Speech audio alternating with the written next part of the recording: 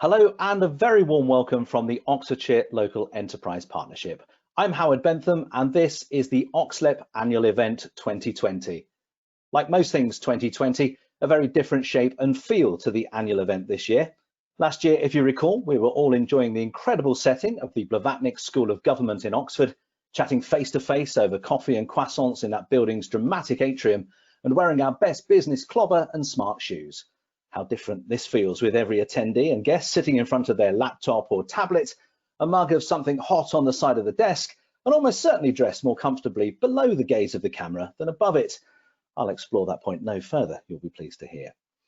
It's been a really difficult last 12 months. That, we'd all agree, is a massive understatement. The economy has taken a hit of proportions never seen before in our lifetimes.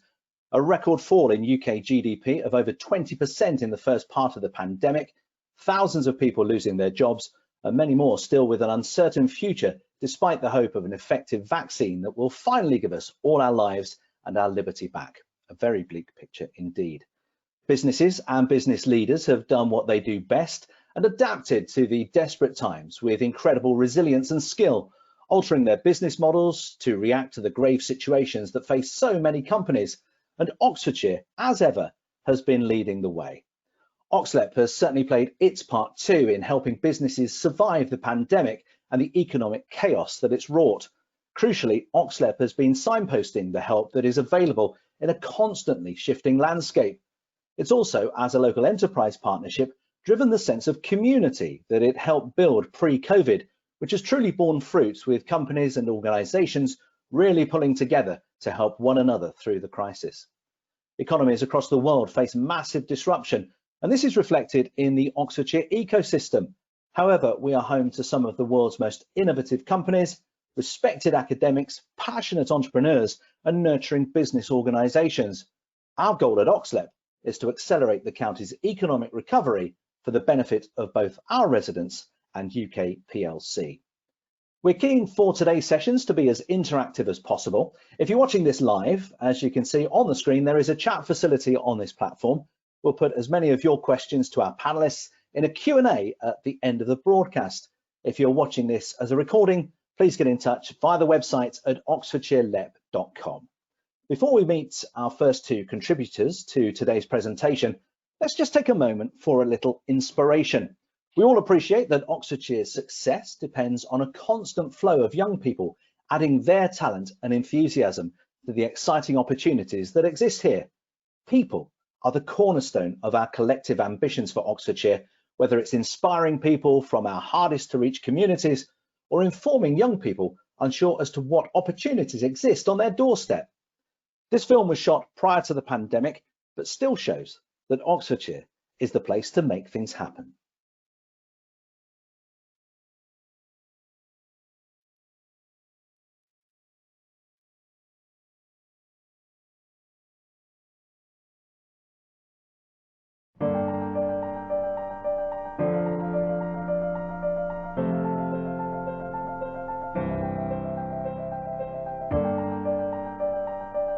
Oxfordshire really has a lead in transformative technologies.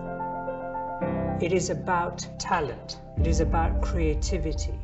It is about applying yourself. I didn't know there were so many businesses like this. It's pretty exciting, actually.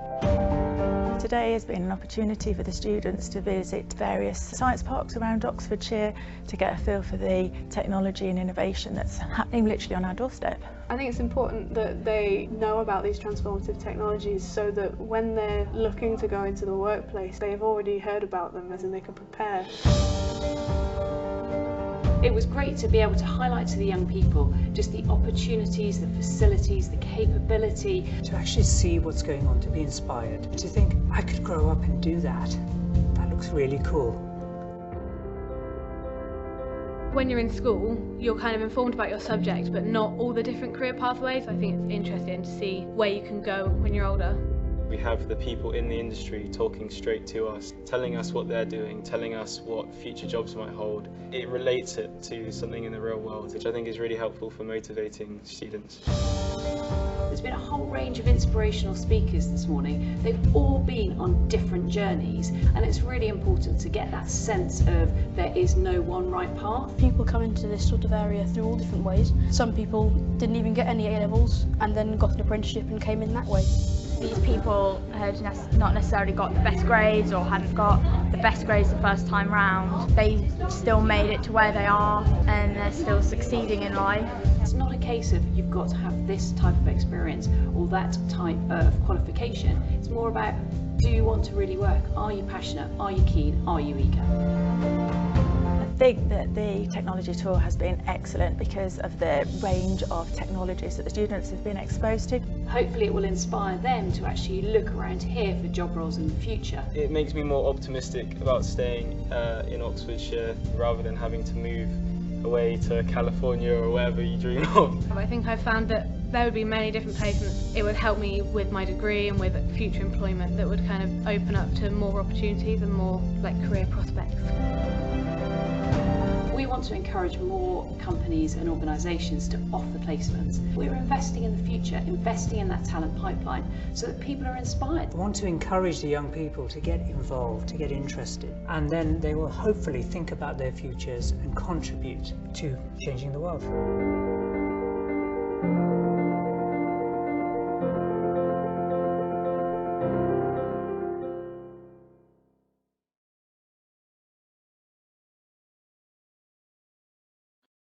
Well, the quote from the first part of that video really hit the nail on the head. It's about talent, it's about creativity, and it's about the ability to apply yourself. Let's meet our first two panelists for whom that was pretty much a quote from their school reports, he says with tongue in cheek. Jeremy Long is with us. Jeremy is the chair of OxLEP and has spent his working career leading world-class organisations in both the UK and abroad. He was until very recently the CEO for Europe of the Hong Kong headquartered International Railway and Property Group, MTR Corporation.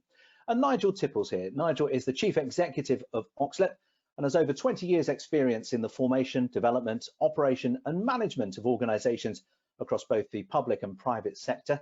He joined OxLEP in June 2013 and has genuinely made his mark with energetic, passionate and inspirational leadership. Welcome to you both. Jeremy, before we go any further, probably worth establishing right at the outset what OxLEP does.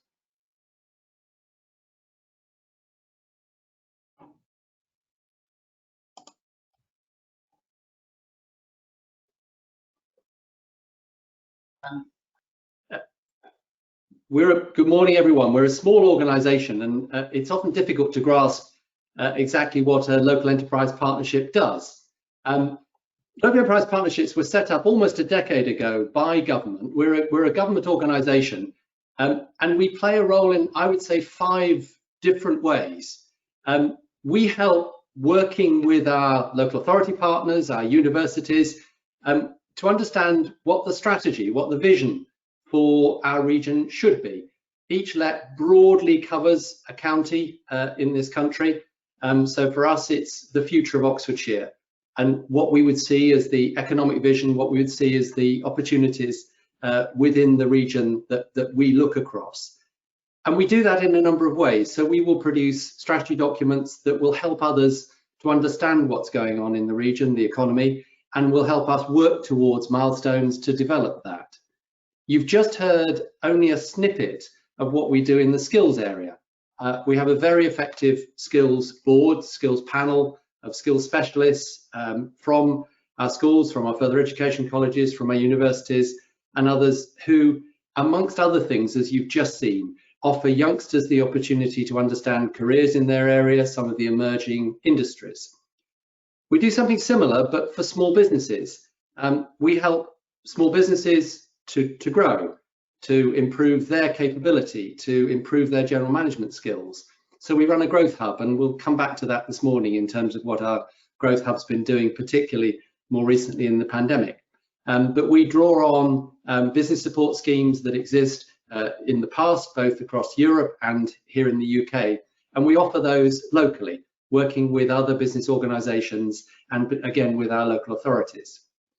We then, from time to time, government will make available large amounts of funding which it believes should be spent on a devolved basis. And we all know at the moment the debate going on about where government should spend its money centrally, whether it should be spent through its local government structures, or whether there are times when funding which comes through a decision-making process, competitive process, to bid for those projects, those infrastructure projects, those skills projects, business support projects, which the region itself believes will have the greatest impact.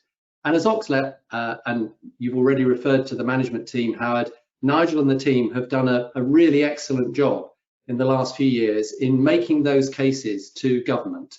And we are right now partway through a total expenditure of over 600 million, which has been awarded to a whole series of projects under a number of schemes, which we are now developing through, again in conjunction with our local authorities and others, to see the future, to create the kind of backbone for businesses and communities to thrive.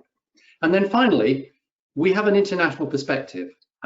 Oxfordshire, we have an international reputation, and we work with the Department of International Trade, Foreign Office, to make sure that every time an international business might be thinking maybe of coming to the UK, maybe coming to Germany, or we heard one of those youngsters talk about the US, we will do our utmost to attract that business or that young business person or that research fellow to come here to progress their career or to progress their business. And so the inward investment, not just of money, but often much more importantly so of talent and ideas, is something we will work very hard. And again, we've been very successful. We have a really phenomenal record in terms of what's been happening on the inward investment front in the last few years in Oxford and Oxfordshire. So as you can see, we are a very small organisation, but we try and deliver always in partnership in lots of different ways, with an eye both to the short term, but also always to the medium and the longer term prospects of the region. Nigel, let's rewind to the days when COVID wasn't leading every news bulletin and completely dominating our lives. Give us some context as to how Oxfordshire was faring as far as its economy was concerned. It was in pretty rude health, if memory serves. Yeah, absolutely. If you take even a snapshot as recently as March, then Oxfordshire was producing something in the order of £23 billion a year in terms of gross value added, GVA. Within that, our visitor economy was contributing just over 10% of that, just over 2.3 billion a year. We had and still have a very dynamic business base who were able to trade both within the UK setting but internationally. And as we saw on the clip earlier with skills, in sectors that are globally significant, and I think Jeremy just highlighted the fact that it's not just about being world class at what we do, top of the class in terms of school, it's about being world leading. So that technology, that capability has actually demonstrated its value, several fold as we moved through a Brexit negotiation and moving now towards the end of a transition period. We came up to COVID with a very dynamic, very strong economy, but so our businesses immediately pivot to start to change the way that they worked and to respond. So we have an SME business base of over 30,000 VAT registered businesses across Oxfordshire, who in themselves are the lifeblood of much of our employment across our communities, who are the organisations who are working with schools, who are working with colleges and institutions to really create pathways for our young people and indeed those retraining. So very dynamic economy, very strong international global presence as well as local context, and a connected business community that's anchored in those communities and works with and alongside those individuals to really create value. Jeremy, perhaps now we've just looked at what things were like locally, you could context where UK PLC, if you like, sat in the great scheme of things economically pre-COVID. Useful really just to set a benchmark as we start our discussions today. Well, I think before COVID, and indeed a year ago, I think many of us were looking to a UK economy post-Brexit. And I think for many businesses, that will remain the case.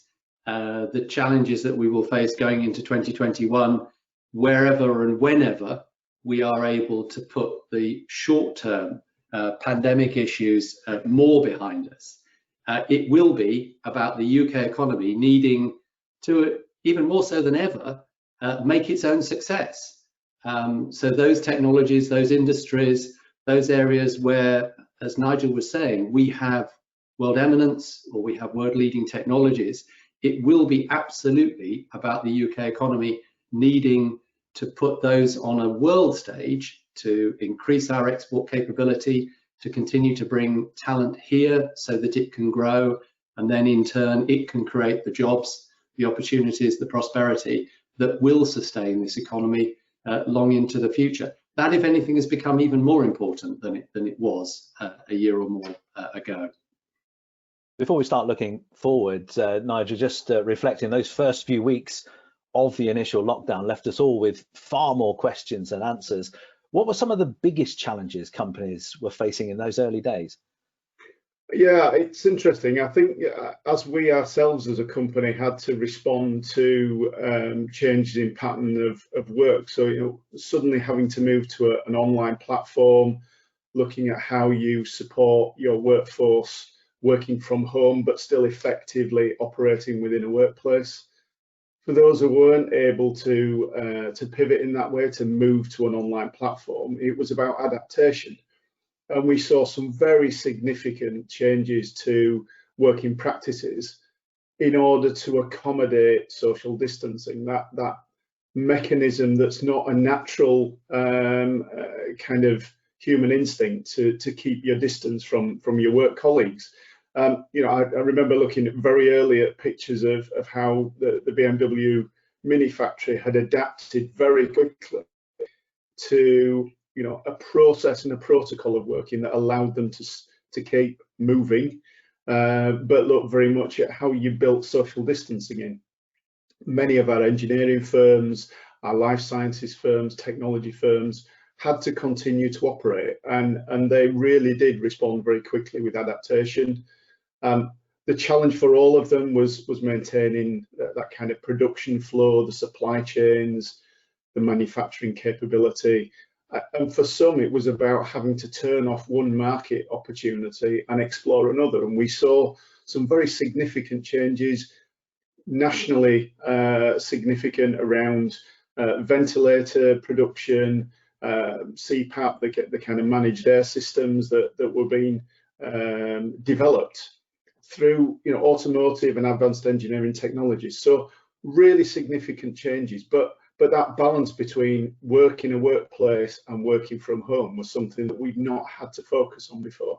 And I think that was a real challenge. And obviously, cash flow then became king in all of those businesses. It was about how you maintain some market activity, bring the resources in that you need to support your business, and then obviously adapt to government scheme, the furlough scheme, and other things that came in.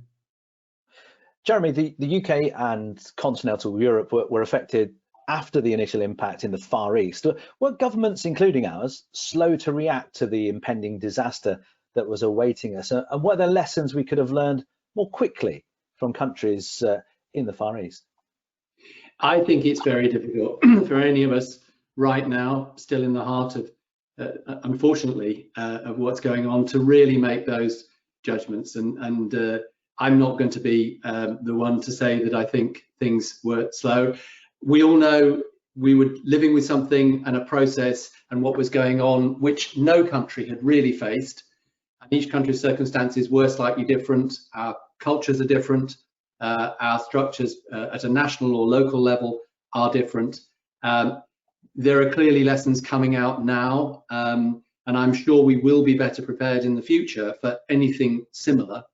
But I have to say, I mean, perhaps coming back to a more local level, when it became clear, and Nigel's begun to refer to, some of the very, very significant changes that had to occur at a more local level, I think the way in which our local authorities, working with us, working with many other organisations, the way that they pivoted very quickly I have to say, some extremely long hours being worked by local authority officials to try and put out the government schemes when they first became aware.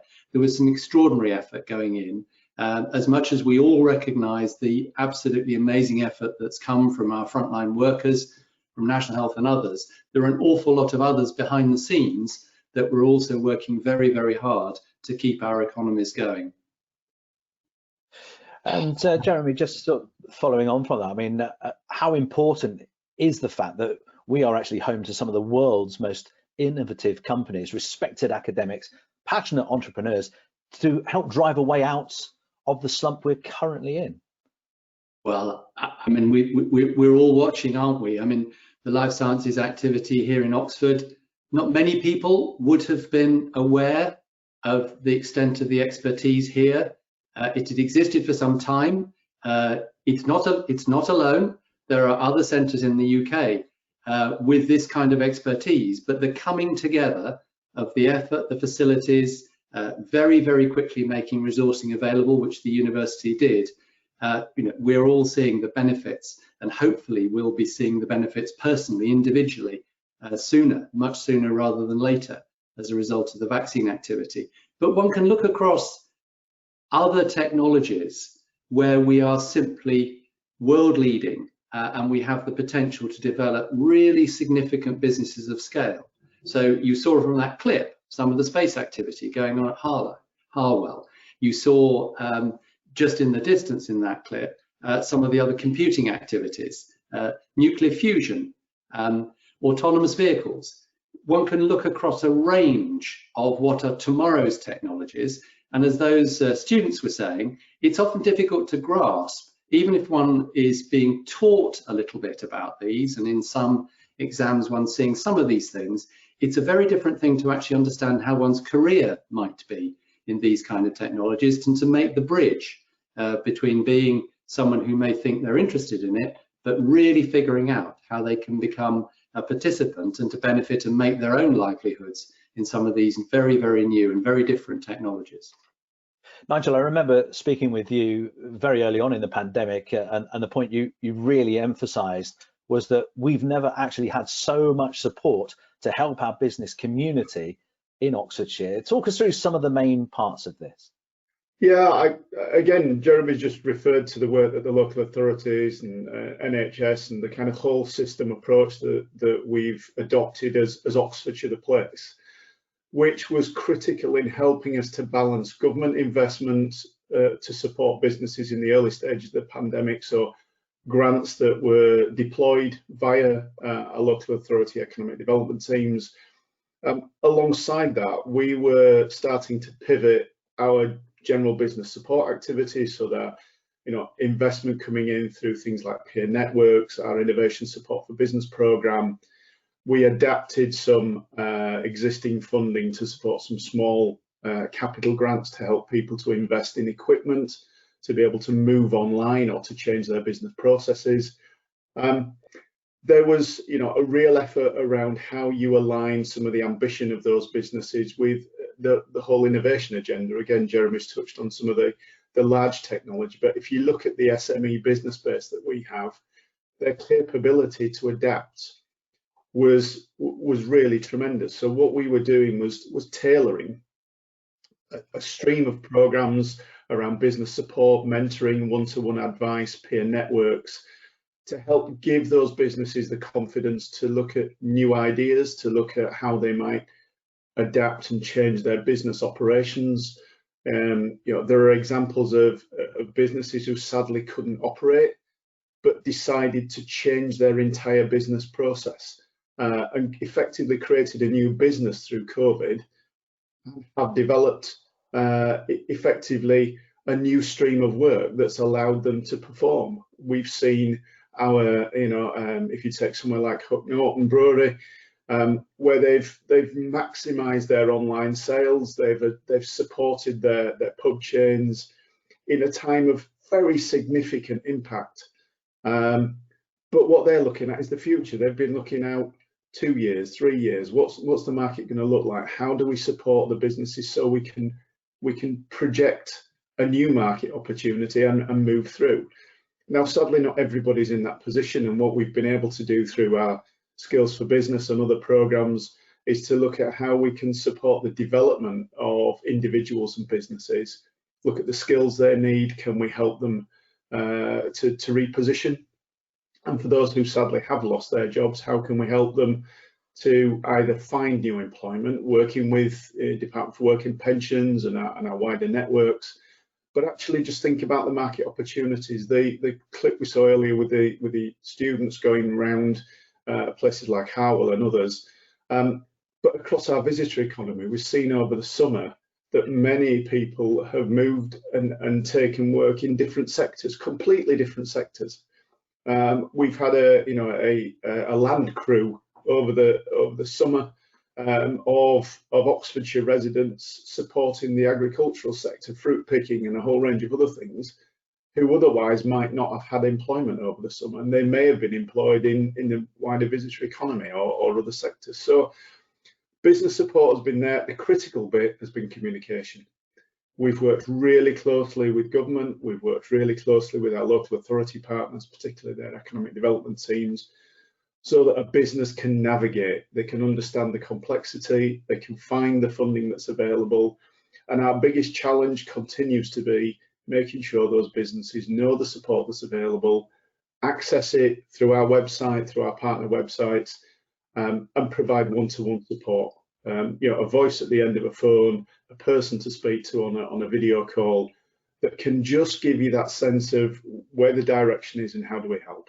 So very significant support available, and we've got more coming in the new year with a new grant scheme that we've structured to really begin to support, again, another tranche of business investment, capital investment programme to really renew, if you like, a capital renewal fund to help businesses to leapfrog, to move forward. Some really interesting stuff there. Nigel's just touched on the Skills for Business, Jeremy. Let's look at some of the other programs OxLEP is driving. These include the Local Growth Fund, the Getting Building Fund. These are really transforming the infrastructure in the county. How critical is OxLEP's role in securing such investment for the county? Well, it is critical, and as I was describing a little bit at the outset, it's exactly how government would like it to work. The Local Enterprise Partnership brings together the local authorities, it brings together businesses from a range of sectors, and it brings together further education and university, as I referred to. And within that, we create the business cases, the investment cases, we create the arguments to then bid to government for those things that we think will really make a difference. We have to put those cases in a compelling way. We have to make those arguments in a way that is subject to scrutiny. And it's as a result of that we get awards of funds, which we can then, with the local authorities or with our universities, can see invested into those very projects. So it is absolutely critical. And as I was saying, it's what's led to significant additional monies coming alongside, in some cases, coming alongside private sector investment to make things happen, in some cases alongside the universities to provide the top-up funding to bring something about that wouldn't otherwise, and alongside the local authorities. And it's that additional funding which often makes something and brings it about, which in turn catalyzes other investment, it brings other investment forward. It's that part of that which is continually driving the success of our local economy, our local region. And it's with that, as Nigel said, we always have an eye to the medium term. We've always got a view about those projects that we think will make the biggest difference. And in some cases, and you've just referred to one of them, in some cases government sometimes announces some of those funds at really quite short notice. And we have to be very adept, very much on the front foot in being able to say, well, we've got some really good ideas. This is what we think will make a difference. We know that government intrinsically sees the opportunities somewhere like Oxford and Oxfordshire. It's recognised that with the right kind of catalytic government money going in, you effectively create, and Nigel's referred to the very significant contribution we make back to the exchequer. And government realises that it's a matter of pump priming, if you like, if it's in the right way, this is about increasing the nation's prosperity, not just the region's prosperity. And that's something that we know is very important, even at a time when government spending is as tight and as difficult to find as it is. Talking about big projects, Nigel, where are we currently with the development of the Oxford-Cambridge ARC, obviously with the backdrop of the pandemic? Yeah, again, we're obviously a key partner working with all the local enterprise partnerships, the local authorities across the ARC. The ambition is clear. We recently jointly published a prospectus which set out a clear ambition and a vision, and within that a series of investment priorities in order to be able to build those kind of investment cases as Jeremy's referred to. And for us, from an Oxfordshire perspective, that's about us putting our best foot forward, demonstrating our capabilities and bringing investment in through that ARC partnership arrangement, but it landing in place. And I think we all recognise that you deliver those projects in a geography, you create the wealth across that network, and we've been very much driving in partnership with all those, the LEPs and the local authorities, right across the Cambridge and Peterborough, South East Midlands, Buckinghamshire and ourselves for some time now. And it was really building on strong foundations. We've always worked in partnership. We've always seen the benefit of operating at scale where appropriate. So you take some of the life sciences, the space and satellite sector, connected autonomous vehicles. We've got globally significant technology and businesses in Oxfordshire, but they collaborate themselves and they collaborate globally, not just across the ARC. So strong commitment from partners to realise the potential of that geography, but importantly focusing on the communities that live there. And if we don't recognise that, if we don't make sure that the value of that investment is seen in the pockets of communities across that geography, then we won't have achieved the kind of impact that we want. We can work on a global stage, but we have to take our businesses and our communities with us, and they are the lifeblood. So very strong activity, builds on our local industrial strategy work, and you'll hear later about the investment plan work that we pulled together with government. Again, being part of that exercise of being on the front foot, being able to move very quickly when government does have access to resources, and we can give them some real investment return. And I think that's the other point to reflect on. Oxfordshire can bring not just wealth to its community and to UK, but it does that through bringing real business investment and the leverage of that investment back into the UK's economy. Just before we move on to our next section of the morning, Jeremy, if it wasn't for COVID, we'd all be still talking about Brexit, or as we should now call it, UK transition. Has this been largely forgotten, or are businesses ready for January the 1st, 2021? I think forgotten is too strong a word, but as we've been referring to, many businesses have been dealing with a more acute short-term crisis, and for many it's been survival even over these coming months. Equally though, and we know is the case, there is actually an awful lot of preparation going on, has been going on in many businesses as to what exactly it will mean. In some cases, as we know, no business, depending on their sector, will know quite what it means yet. I mean, we are hearing almost by the day some trade deals that are coming to fruition. The circumstances with Europe at the moment, as we know, remain uncertain. So for many businesses, it is not clear yet what it will mean for them as we do transition into the new year. But there is a lot going on. We may see, and I fear, we may see short-term disturbance, uncertainty. Many businesses will have to adjust to their new circumstances. I have great confidence, though, that they will. I think the short term may well be the most difficult until new processes, new systems, new administration, and so on become more familiar. But in an area like this, as we said, what we will do through the Growth Hub, through our localisation of government schemes, we will do our very utmost to continue to signpost for businesses, to offer the specialist advice, to help them through. I think it will be very interesting, maybe when we meet this time next year, to reflect on just how that has gone over the early months of 2021. And just before we move on, Nigel, give us your view on how Oxfordshire has responded as a business community, with that emphasis on the word community, to the challenges it's faced over the last 12 months. I think we've seen businesses partner in ways that we didn't necessarily expect. We've seen collaborations coming between academia and businesses, whether it is the vaccine work, but actually across a much broader business base. We've seen companies, very small, startup companies like Oxwash, for instance, who have, who really just took on an opportunity, and they were offering free washes to the NHS early in the COVID impact. But it was more about that. It was about their commitment to a place, their commitment to a community, and I think across the businesses we've seen that real spirit of togetherness, really, coming together, looking at how they can support each other, recognising some of the pressures that are social pressures as much as work pressures, and finding different ways to support that working journey. And as I say, I think we've got strong foundations. We've got a year of challenge, but a year of opportunity ahead of us.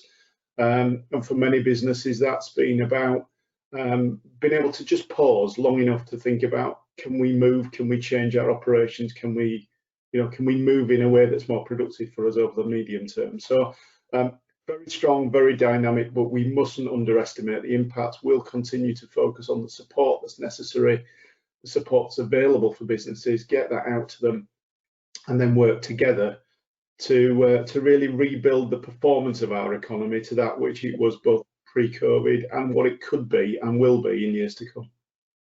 For now, many thanks to Jeremy and Nigel, who will be back at the end of the broadcast to answer any questions that you've been posting in the question space on this platform. Feel free to raise a point with them to discuss in around about half an hour's time. If you're watching this on catch up, then please get in touch with the team at OxLEP via the website at oxfordshirelep.com. In a moment, we'll discuss the Oxfordshire Investment Plan, which is aiming to build a world-leading innovation network that competes successfully for the UK at a global level against our rival international hubs and creates employment and an inclusive, prosperous economy at home. But before we do that, let's see what the support from OxLEP can genuinely achieve and how our support backs people with a positive, entrepreneurial spirit and great ideas. Again, this film was shot prior to the pandemic.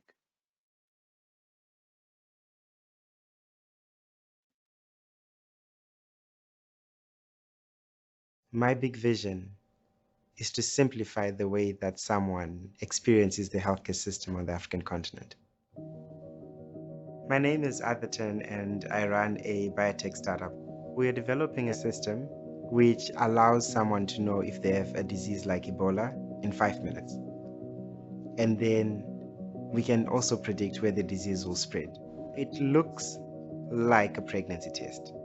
It's been quite an exciting journey. One of the things it means is honoring the memory of my parents, because they were HIV positive at a time when they did not have access to the technology that they needed in terms of diagnostics and treatment. OxLEP has helped me identify the different grants that are available, and we also applied for a grant through OxLEP. We got £11,500 to buy a machine to manufacture the rapid diagnostic test. The other help we're getting is help in terms of sales, marketing, as well as finance strategy. We have an advisor from OxLEP who we meet with to discuss what we want to do as a company. They're amazing. It saves you time, which is the commodity that you don't have. The best thing about being a science entrepreneur is being able to create a company that touches people's lives.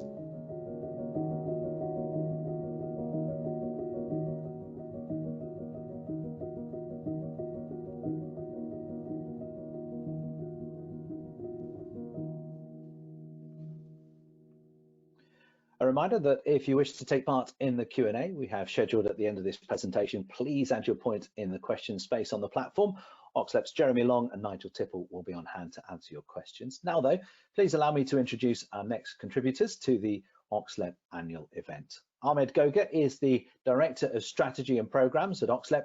He's a brilliant communicator and business leader with a proven track record in strategy development, service delivery and operational management in the public and private sectors. With over 20 years leadership experience in various senior management team and board level roles right up and down the country, he's now helping drive Oxfordshire forward. And joining Ahmed is Dr. Chris Case, Chief Technology Officer at Oxford PV. They're a University of Oxford spin-outs and a pioneer and technology leader in the field of solar cells. Their technology will generate more power, critical for delivering more affordable clean energy and helping to address climate change too. And Rafael Jorda Sequia, founder and CEO of the Harwell campus-based Open Cosmos.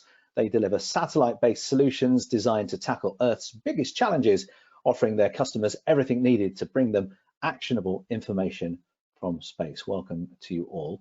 Ahmed, if we can start with you, there are a number of threads to what you're going to tell us today. So firstly, just bring us up to speed on the local industrial strategy. This, of course, aims to support Oxfordshire to become one of the top 3 innovation ecosystems anywhere in the world by 2040, doesn't it?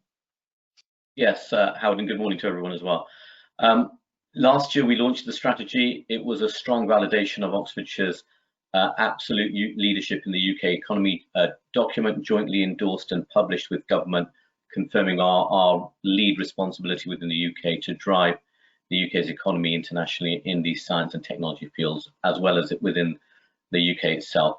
We've been working very hard with all our business partners, our innovators and entrepreneurs, as well as our universities and science parks as well, to develop the program that sits behind the strategy over the course of the last few months. The investment plan that encompassed was launched just before the end of the summer, at the beginning of September. And that plan sets out a clear pathway over the next 10 years around how we will realise our ambitions. Certainly sets out an impressive programme of over 20 strategic projects, with a further 20 for development immediately thereafter, really focusing on how we take forward those opportunities to become a world-leading science and innovation hub. Focused also on our responsibilities in tackling the most challenging things that are facing the nation and indeed globally as well. We've talked about COVID and the exciting news that Professor Sarah Gilbert and her team have announced this week, with support going into our life sciences clusters to continue that exciting work, but also investments for our world-leading space clusters in Harwell and new technologies across connected and autonomous systems, and also, most importantly as well, our battle to tackle climate change and to support exciting new product development in those areas that can really make an impact on our ambition to be net zero before 2050 or sooner as well. So very important milestone, an exciting program of investment set out, leveraging potentially over £3.5 billion of private sector investment coming into the county as well, delivering over 25,000 new jobs, which will be vital as we continue our recovery out of COVID as well. I mean, within the last 12 months, Ahmed, OxLEP also launched the £4.3 billion Oxfordshire investment plan. That's a lot of money. What's the main thrust of this? Because it's certainly not just COVID economic recovery, is it? No, Howard, and as I said, a key part of what we want to emphasise here is that Oxfordshire has a responsibility in creating opportunities, not just within the county for our local communities and our young people, as we saw at the start of the session earlier this morning, but also we know that the innovation that is generated within Oxfordshire by the likes of Raphael and Chris and other exciting companies are creating employment the length and breadth of the country, creating supply chain opportunities in the north of the country, in the East Midlands, into Wales as well. The space sector alone is absolutely vital, for example, for development of opportunities up in Scotland, also down in Cornwall with Spaceport as well. So the plan is absolutely about Oxfordshire, also about the UK, and then how we lead the UK's opportunities internationally as well. Let's get a word with Chris and Raphael. Chris, we can start with you. And your view on the ambition that's being set for Oxfordshire to become a world-leading innovation ecosystem, and how does being based in the county benefit your business and perhaps your own global ambitions. Good morning, everyone. Howard, Ahmed, and Rafael, thank you. We are truly an example of an Oxford story. I mean, we are a spin out from the University of Oxford. We began in the first, I think, 9 months. By the way, this is our 10th anniversary, 10 years as a startup company originating back in 2010. And we spent, I think, the first 9 months in the basement of a building in the physics department at Clarendon Laboratory at Oxford, because we couldn't afford, to rent any other space. And the university, of course, was very generous. And then we did the traditional thing as we moved into one of the local science parks. In this case, it was the Begbrook Science Park, where that sort of nurturing environment to help, a startup, deal with the things they just don't know how to deal with was very beneficial. And then just a few years ago, we moved into a sort of an industrial park in Yarnton as we expanded. And all of the original investments, besides that which came from the UK, was what is now Innovate UK, but would have been the EPSR Innovate UK in the beginning, but started, have come originally from Oxford investors. I mean, and even today, we benefit from, on our board, George Robinson and Michael Pennington, who are local business leaders and also venture fund managers in the area, from both their board advice and also their investments, allowing us to have grown this large. So we are a good example of that story. And we would like to grow further and grow and become even bigger in the Oxford area. But I think here's where there's a bit of a gap, which is we're still an SME, we still are pre-revenue, but we're a bit bigger than the typical kinds of very small organizations that reach out and receive beneficial support during their early days. We're sort of in that area where, well, you ought to be big enough to take care of yourselves, but you know what? We can still use help. And I noticed that, we have a very diverse employment profile within our community, within our organization, but in recent years, we've been hiring mostly outside of the local area, which I think speaks also that the talent that we need for this kind of stage of our organization, which is often engineering talent, not scientific talent, is a bit lacking in the local area. And I think we've made these comments before, and I think helping to support training programs that develop that aspect of future employees is important for us. And I'm not sure I actually answered your question, Howard, but we were definitely wish to grow and remain, and are very, very happy with the support we've received over the years from the greater community within Oxfordshire. Maybe when we come back to Ahmed, you might want to pick up on the point that Chris made there. But Rafa, if we can learn a little bit about your business and how important Oxfordshire is as a location for your global and I guess sort of stellar ambitions.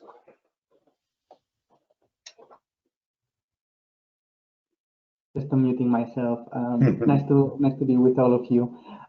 So yes, actually being in Oxfordshire, and particularly in Harwell campus, has been really, really important for our growth, for the ability to attract talent, particularly. At Open Cosmos, when I moved to Harwell campus, we were probably 4 or 5 people in the company, and now we are over 50. We have people from 17 nationalities, so we have been growing quite fast. And we are doing it with top talent, and we need to make sure that we nourish that talent locally, but we are also able to attract international talent to come to Oxford to do the best technology and the best science.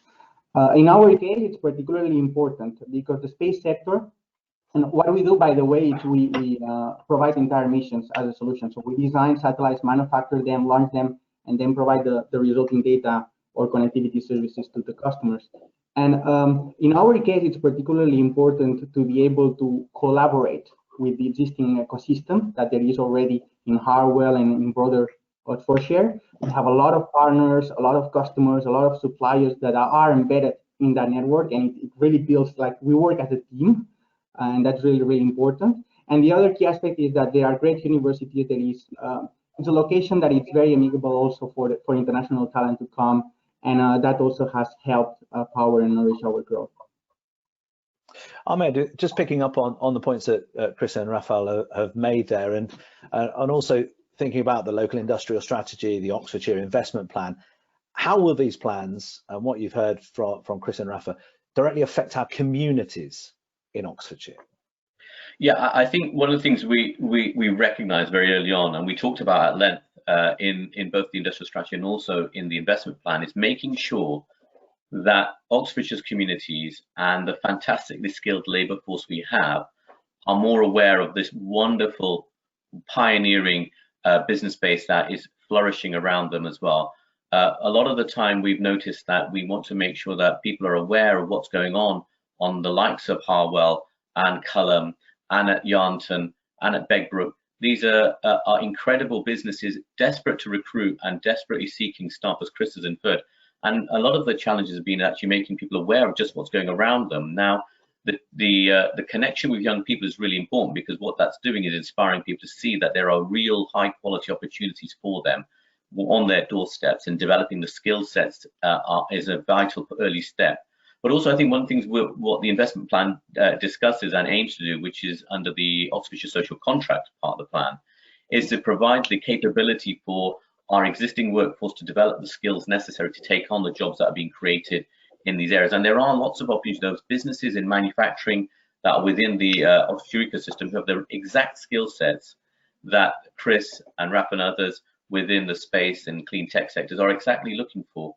And we want to make sure that people are made aware of those opportunities, give them the skills and training necessary to help them, and create pathways for younger people into these sectors as well. And that's a really important part of the work we'll be doing in 2021, to make sure that people see those opportunities, connect them to the businesses that are desperate to recruit and are creating these jobs as well, and then ensure that people have the necessary skills then to flourish once they're in those jobs as well.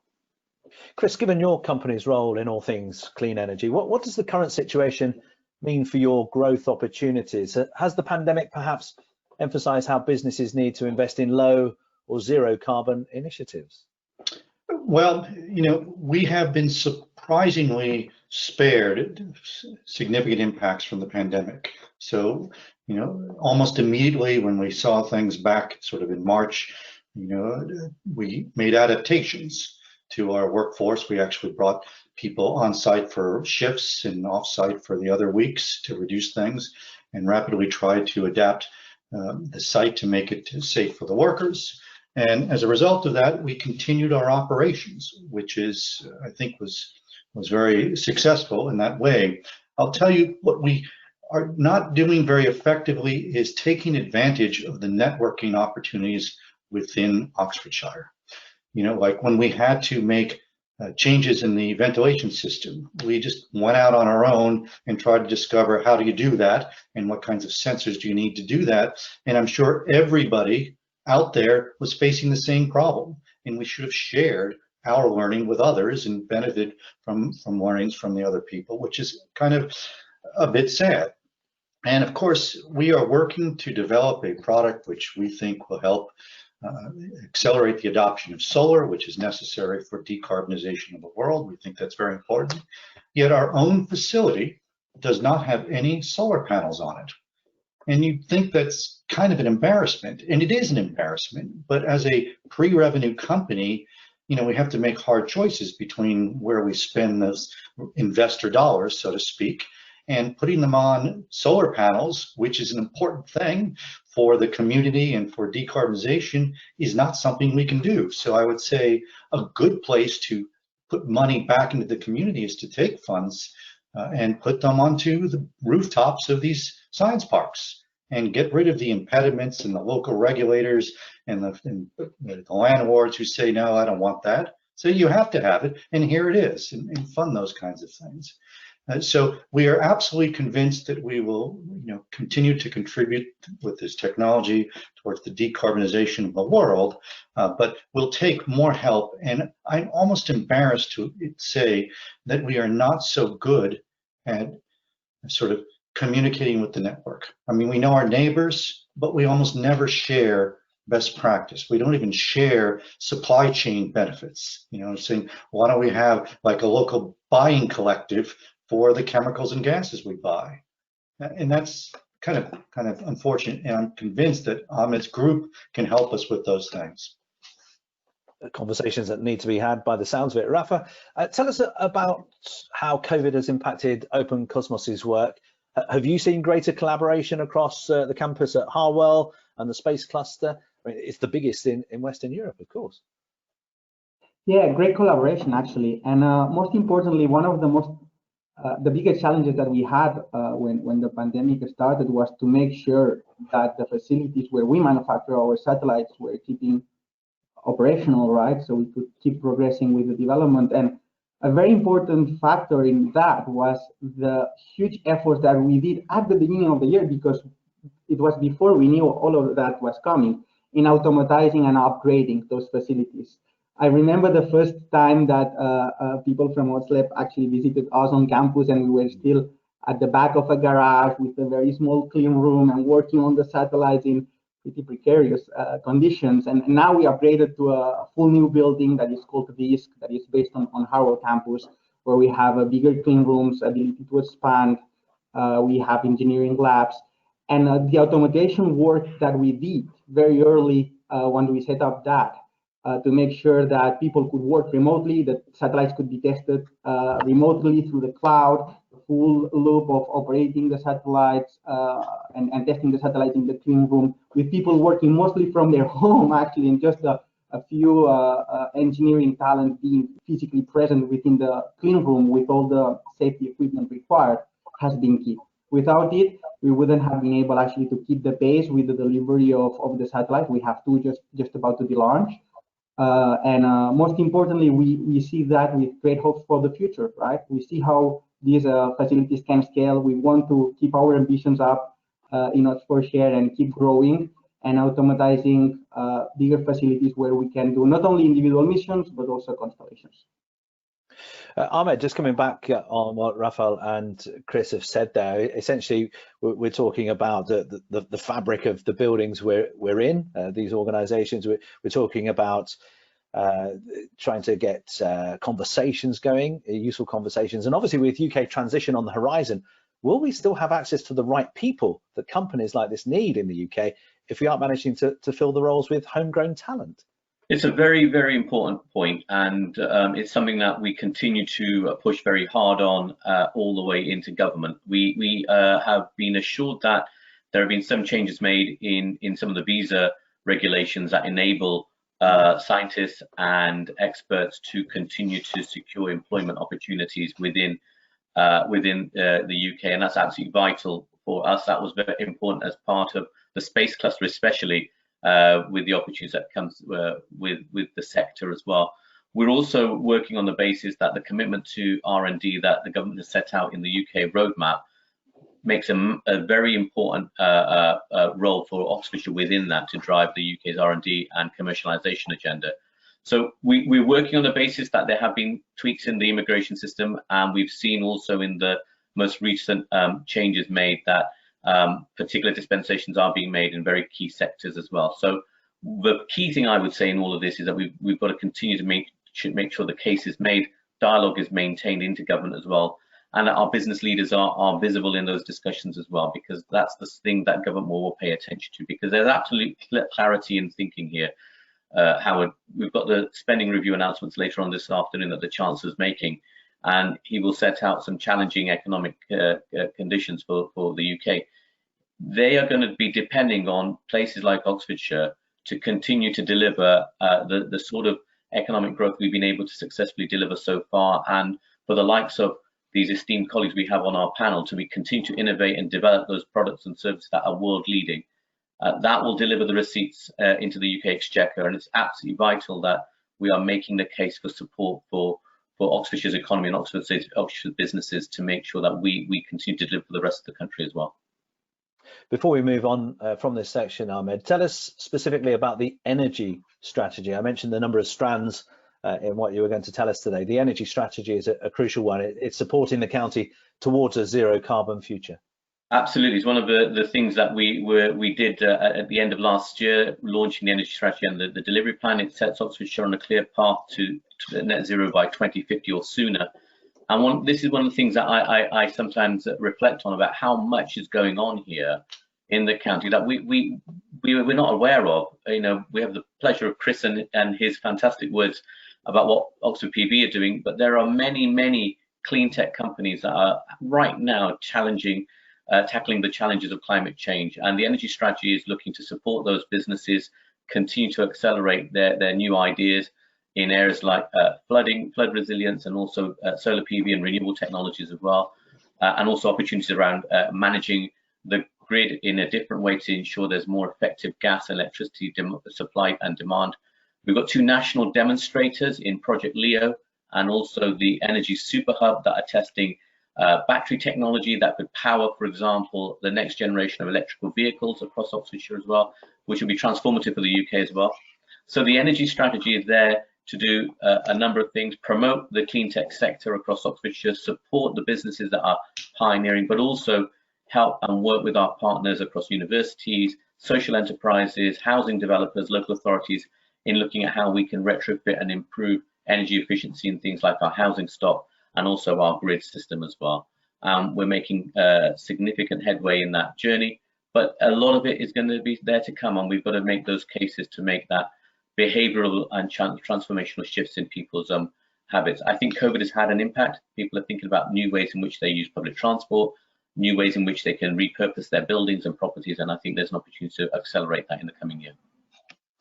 For now, many thanks, Ahmed, Raphael and Chris. Some genuine insights into the ambitious plans Oxfordshire has to drive economic growth in the county and meet its environmental commitments by the government's 2050 deadline. Recognising climate change and its impact has never been more important, and the Oxfordshire Energy Strategy will truly harness, leverage and scale up low carbon initiatives to make their mark locally, nationally and internationally. As Ahmed mentioned, the Oxfordshire Energy Strategy was launched just over a year ago. Let's take a moment to relive some of the highlights of that launch, as you'll see, into a world that feels very different to today.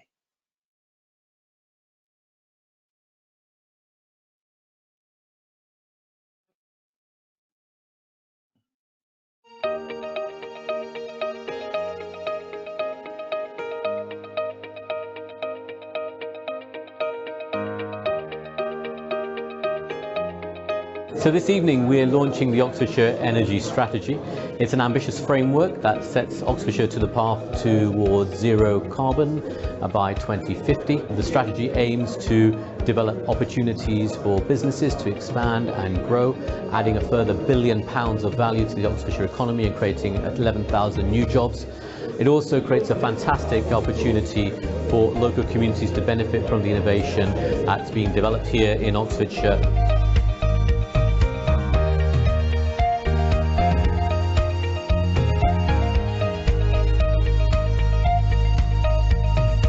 It's really exciting to have the launch of the energy strategy here, because a lot of work has been done about how to reduce energy and to do a zero carbon development. So this is bringing together all that work, showing it to more people, but also looking to the future in Oxfordshire, and an exciting time where we'll have a low carbon, low energy future. On the face of it, simple ideas, but will change the way in which things can be done. ESCO in a box, an energy saving company for businesses who can help businesses see the opportunities from introducing smart, green, clean growth solutions that will improve the bottom line. Very important for small micro companies who are currently not able to harness the opportunities that are there.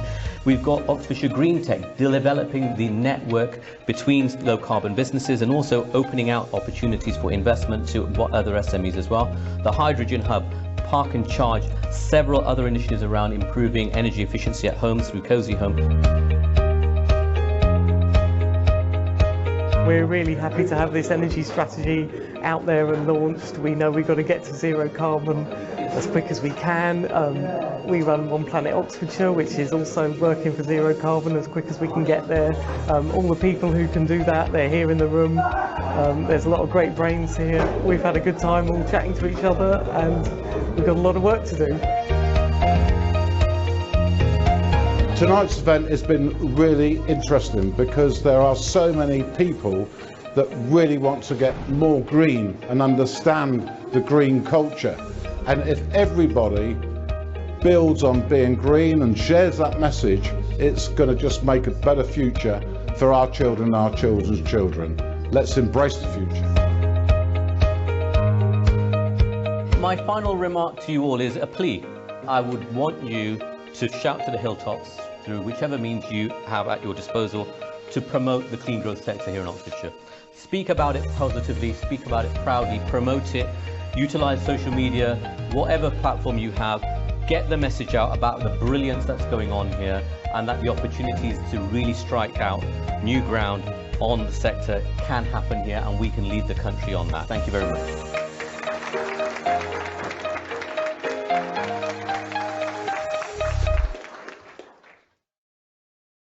Please welcome back OxLEP's Chair Jeremy Long and its Chief Executive Nigel Tipple to answer questions from the audience. And OxLEP's Ellen Barklam has been gathering the questions for us. There's been quite a few coming in actually. So Ellen, I'll let you feed some of the questions to Nigel and Jeremy. Thank you very much, Howard. The first question we've received is, will the LEP's funding from Europe cease on the 1st of January 2021? And if so, what will replace it? Well, the truth is we're not sure how government will continue to fund LEPs into the future, but we as a LEP are financially secure and we will go on working at pace. All LEPs have been making the case, and you've heard a lot of this morning, about how we've been making the case to central government across all departments about the way in which we believe we can help even more so with where our economy is right now. We know that that's been heard very positively. We've had a number of meetings recently with senior ministers, but we must await the formal announcements to know exactly what that means for us as much as any LEP. Ellen, if I may just add to that, I think it's also worth reflecting on the investment that was secured for Oxfordshire has been retained and is being used. So we've not lost and won't lose any of that investment as we come to the end of the calendar year. That investment is locked into programmes. Those continue to deliver beyond the end of this calendar year into next year in many cases.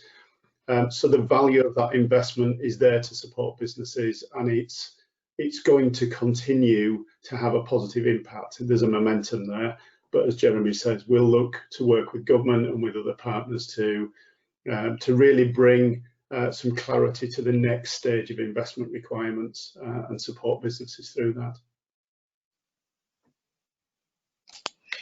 Thank you. I know the message bar was busy flashing with various chats through that. So some other points to put to Nigel and Jeremy, Ellen? Yes, absolutely. We've had quite a number, and I may have to paraphrase some of them, so please bear with me. But we've had a question asking, how can resilience be built into the system going forwards following lessons learned? Nigel. Yeah, I guess resilience in the sense of how do we support businesses from an organisational perspective. I think that's been demonstrated through the way that Oxfordshire's come together as a whole system. We meet as chief execs, as leaders of organisations across the local authority sector, economic development, our organisation as a local enterprise partnership, the health sector, to really start to understand where some of those pressure points are, both in terms of dealing with the pandemic, the immediate issues, but more importantly, what support's available, how can we get it out to businesses, how can we support them through skills development, that was touched on earlier and is quite critical, but also business investment. How do we make sure that the finance, the capital is there to help those businesses to kick on and to grow? So it's about communication, it's about building on the networks that we already have. Our growth hub, our skills hub, our innovation work and internationalisation work that Jeremy talked about is all live. That has not stopped over the period of the pandemic. In fact, if anything, we've redoubled our efforts to make sure that that support that is available gets out quickly, and that we build the investment cases, as Ahmed touched on, through the economic recovery work and the local industrial strategy investment plan, to bring investment into Oxfordshire to support our businesses, our communities, and importantly, contribute back to a UK recovery overall. And as I mean, we heard Chris a few minutes ago talking about how he would like to know more about business in the area, how they can share best practice, and we'll go on listening very hard as OxLEP, and we'll do as much as we possibly can to continue to signpost. I mean, resilience for some businesses coming out of this means, will they alter their supply chain? Will they look to have more flexibility in their supply chain? Will they look to purchase more locally? And for some, it's a case of discovering that those suppliers do exist locally. For others, it's about, as Nigel's described, how can they pivot if things do get difficult in one market? What opportunities do they have to develop other markets very quickly? And again, there will be lessons coming out of that we will be only too happy to share across our businesses to give them better resilience if anything like this were to affect us again. Ellen, maybe a couple of more points you might have received. Absolutely. So another comment was, we were unprepared globally, nationally and locally for COVID, though there were many warnings of the possibility of such a virus. We're now being warned of the impending ecological and climate crisis. Are we similarly unprepared? And is OxLEP genuinely committed to delivering clean growth? We are absolutely committed to not only making lasting changes here in our communities, how we go about living our own lives, but also allowing our businesses here to commercially benefit from it. As we've seen this morning, there are job opportunities, very real job opportunities in some of these new industries. And what we must do is help signpost our young people coming through education right now. We have to help them to understand what those jobs might be all about. Again, we heard Chris talking about he's finding it difficult to find enough engineers. Unless we help schools, colleges understand where employers like Chris are looking for a growing workforce, unless we help make that bridge through careers experience, work experience, careers advice, open days, exactly the kind of thing you've seen on the video this morning, unless we help that, those businesses will continue to struggle to find their workforce and won't be able to grow as quickly and as effectively as they might. We've got, not just in our energy strategy, but now across the arc, really strong momentum in looking at what green means in all sorts of different ways in terms of our natural capital.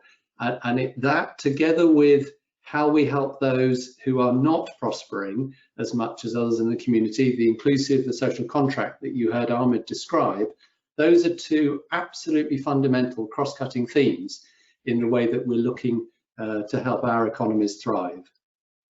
And Ellen, if I may, just to add a couple of examples of where we're supporting businesses that directly impact on some of that commitment. Oxford PV, one of them obviously in terms of the way that they can generate energy and clean energy.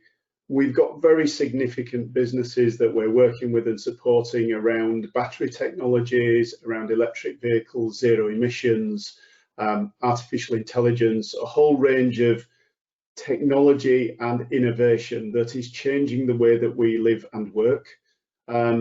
Recent programs, we're looking through the Getting Building Fund to invest into gigabit vouchers to improve the connectivity of places, to reduce the dependence on going from home to work destinations, but actually to build on the strength of that, looking at clean technology in public transport, for instance, Jet Zero, working with partners across the arc on different kinds of fuel source. Ahmed touched on hydrogen and hydrogen electric as a different fuel source. So really significant commitment through energy strategy, through our local industrial strategy, and through the activity that we're supporting through business. So very strong commitment throughout.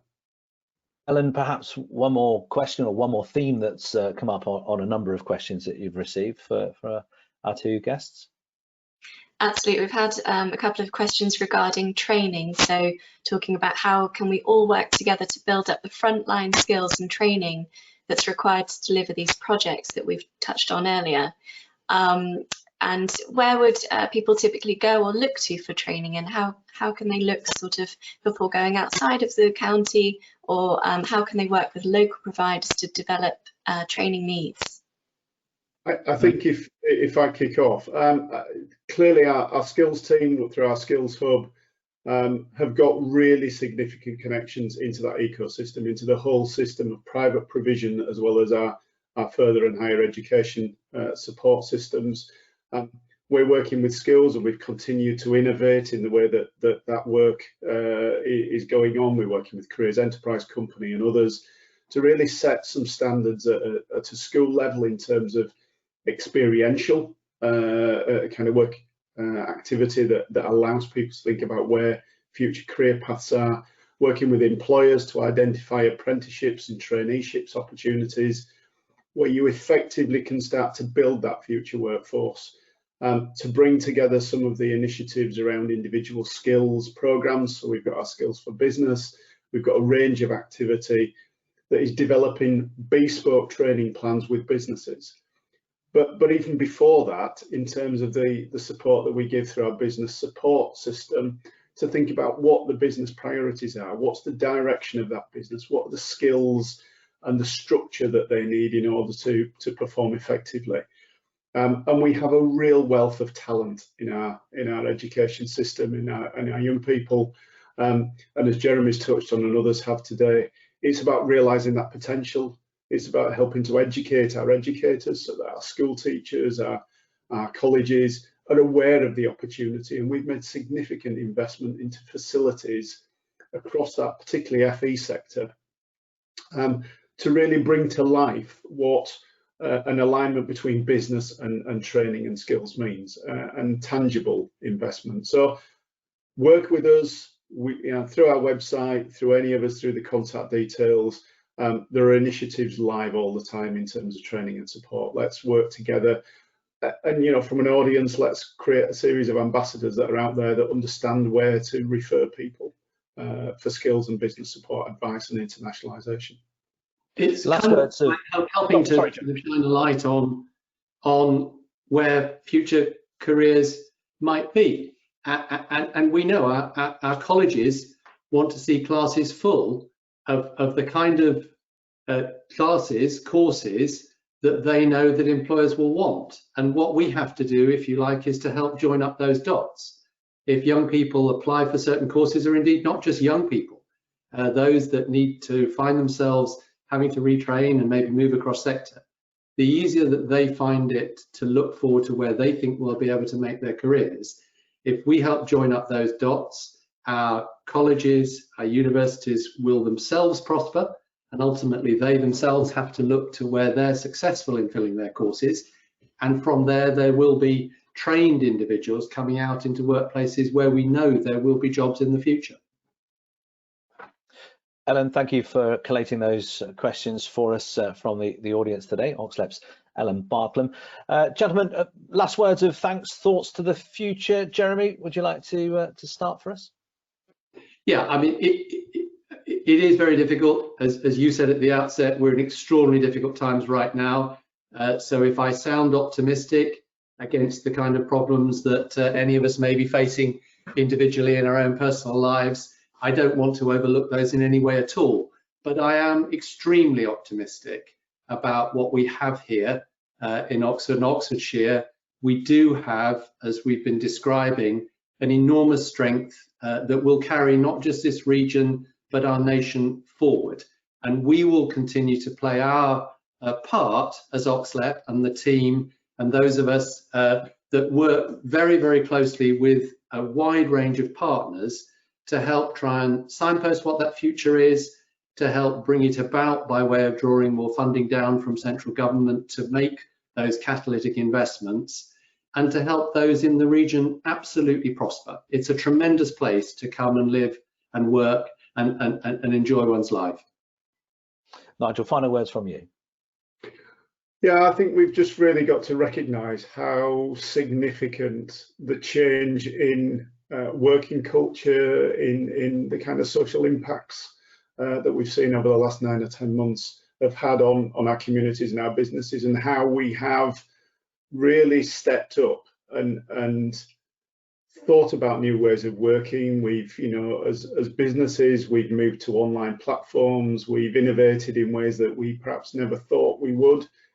But there's some really significant lessons to be learned from that. The efficiencies, the capability that we've demonstrated, the new markets that we've identified in terms of businesses who, you know, may have at one stage have been, you know, an engineering business that suddenly are in prosthetics or developing ventilators, you know, in a medical sector. And that technology transfer, that capability is something we have to really recognise, and it builds on that kind of enthusiasm that Jeremy touched on just now. It's about, you know, been humble enough to recognise there's some really significant impacts for people and communities out there, and we have to support them.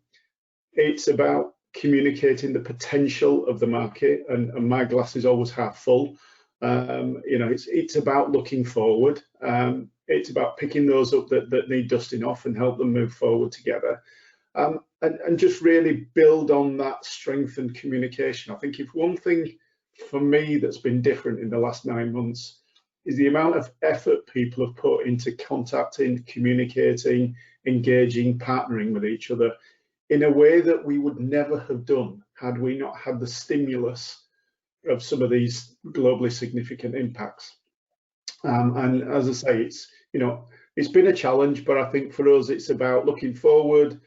It's about recognising the opportunities, supporting each other, and most importantly, you know, looking beyond the end of this immediate challenge, beyond Christmas into a new year, and starting to look at what the opportunities are for us individually and collectively as Oxfordshire. Thanks once again to all our contributors today, OxLEP's Jeremy Long, Nigel Tipple and Ahmed Goger. Also thank you to our guests, Dr. Chris Case and Rafael Jordar-Sequia. Many thanks for connecting live with us for the OxLEP annual event today. If you're now watching the recording, we really appreciate you joining us too. The message is clear. Oxfordshire is open for business, and despite the toughest economic period in living history, we're still managing to forge ahead. There is a myriad of help available for businesses in the county. The help ranges from large financial grants for companies with global reach through to one-to-one advice to help scale up a fledgling business idea. And it's all happening in a county that continues to lead the way in innovation and transformative technologies and remains a key influencer in government economic policy decisions. There has never been so much help available for the businesses and the business community in Oxfordshire, so please use it. The team are just a click away at oxfordshirelep.com. Let's genuinely hope by the next time we're holding the OxLEP annual event, we're back together face to face in a COVID-free world, perhaps enjoying a coffee and a croissant in a venue like the Blavatnik, and all suited and booted as we were before. Here's hoping. Meantime, from me, Howard Bentham, thanks for watching, stay safe and goodbye.